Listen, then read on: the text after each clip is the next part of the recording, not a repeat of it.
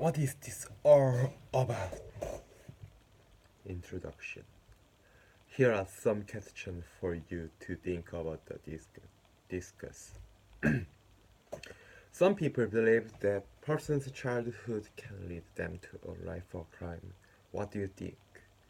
Do you think that people who are not criminal can be influenced to break the law? Have you ever heard of people who change, for example, in wartime? Explain. About the play. The criminal way of life is on view in this scene from the Dumbwaiter by the British playwright Harold Pinter, like Ionesco's.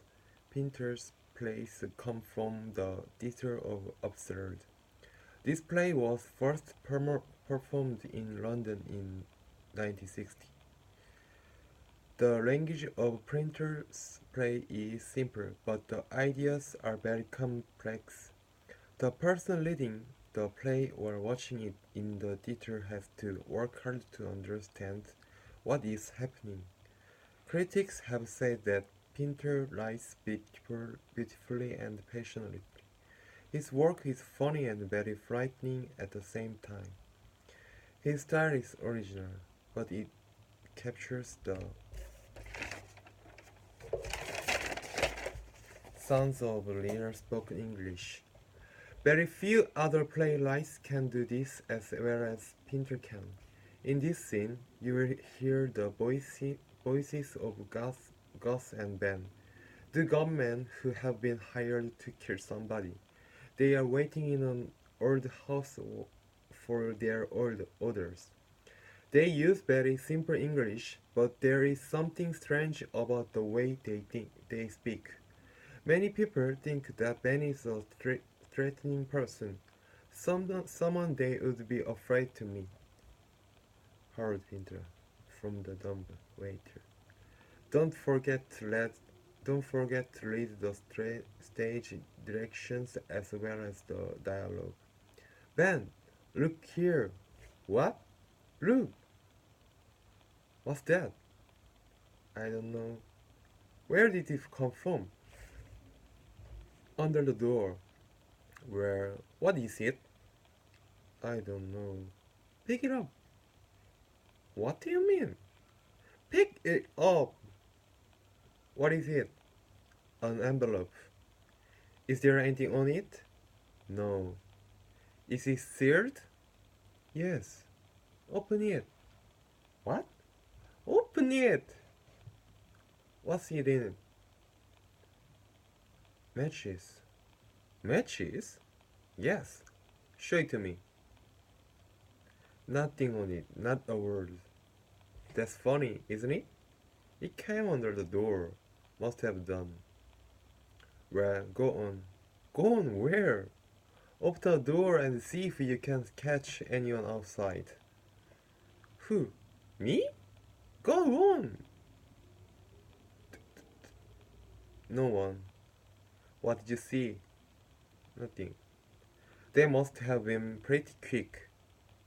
Where they will come in hand. Yes. One day? Yes. You are always learning out, aren't you? All the time.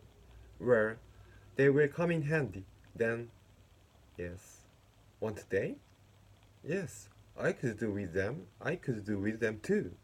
You could? Huh? Yes. Why? We haven't got any. Well, you have got some now, haven't you? I can light the little now. I can light the kettle now. Yes, you're always catching matches. How many have you got there? About dozens? Well, don't lose them, lad too. You don't even need a box. Don't waste them. Go on, go and light it. Huh? Go and light it. Light what? The castle. You mean the gas? Who does? You do. What do you mean? I mean the gas? Well, that's what you mean, don't you? The gas. If I say go and write the castle, I mean go and write the castle. How can you write a castle? It's a figure of speech. Write the castle is figure of speech. I have never heard it. Write the castle is common usage. Common usage.